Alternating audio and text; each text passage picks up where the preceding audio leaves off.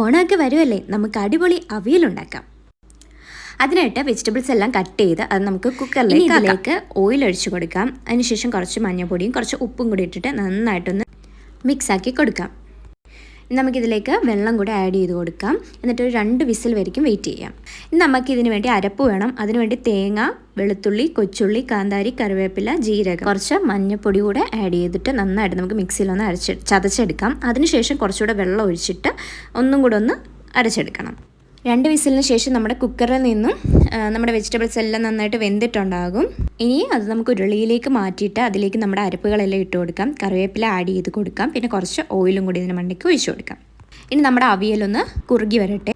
വളരെ സിമ്പിളായിട്ട് നമുക്ക് അവിയലുണ്ടാക്കാം. അങ്ങനെ നമ്മുടെ ടേസ്റ്റി അവിയൽ ഇവിടെ റെഡി ആയിരിക്കുകയാണ്. ആദ്യമായിട്ടാണ് ചാനൽ കാണുന്നതെങ്കിൽ എല്ലാവരും ഒന്ന് സബ്സ്ക്രൈബ് ചെയ്യുക. മറ്റൊരു അടിപൊളി വീഡിയോ ആയിട്ട് ഉടൻ തന്നെ വരികയായിരിക്കും. Thanks for watching. ബൈ.